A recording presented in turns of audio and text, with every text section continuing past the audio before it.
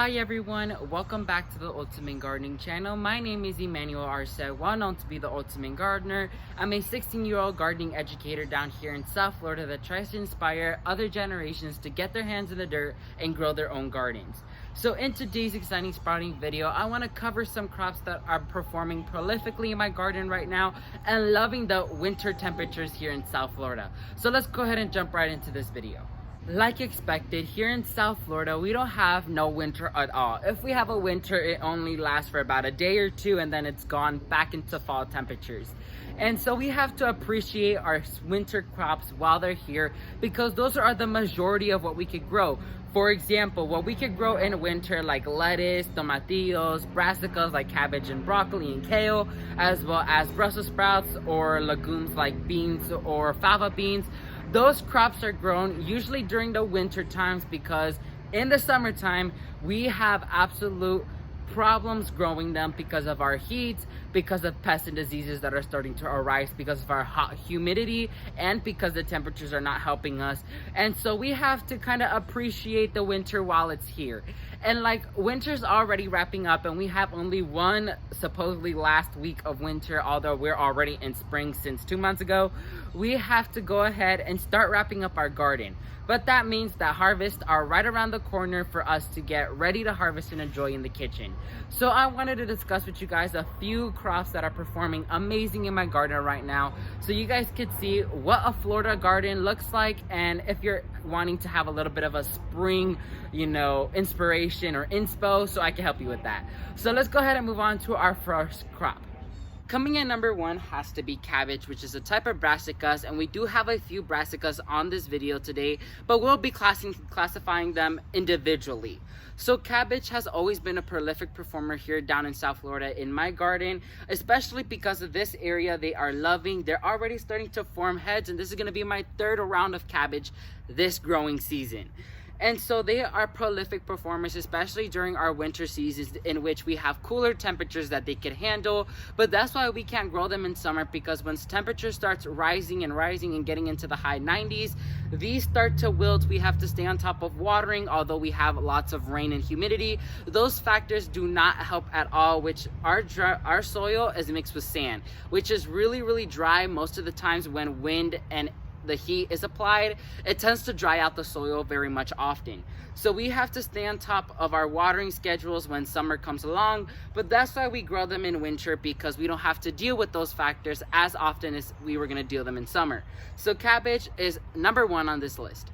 Coming in number two has to be lettuce. Although lettuce can be grown in shaded areas during the summer times, we could grow them in sunny areas in our winter temperatures, since the temperatures outside are way more cooler, way more favorable. So we're able to grow lettuce in sunny areas, but typically in hot temperatures like us, we have to grow them in the shade so it doesn't promote them to go to seed.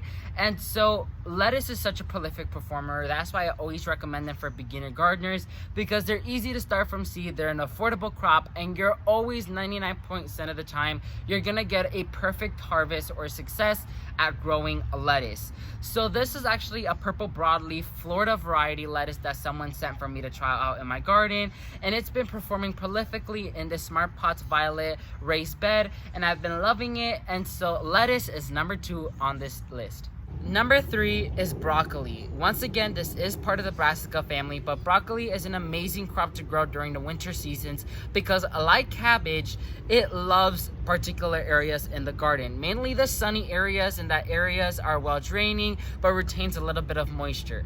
And I have them hilled up, and I planted them in like little tiny hilled areas, and they seem to be loving it. We actually have a broccoli here that is forming a little head for me, and we did have a little mishap with the first broccoli I had. We had some rot issues going on that I was able to figure out later on after the problem happened, but I was able to recuperate with these beautiful brassicas here, or broccoli. And so I am so happy to see how they're performing and can't wait to harvest a beautiful head of broccoli out of my own garden. Next is tomatillos. I know this is like a full-on like conspiracy theory, because some gardeners love it, some gardeners hate it.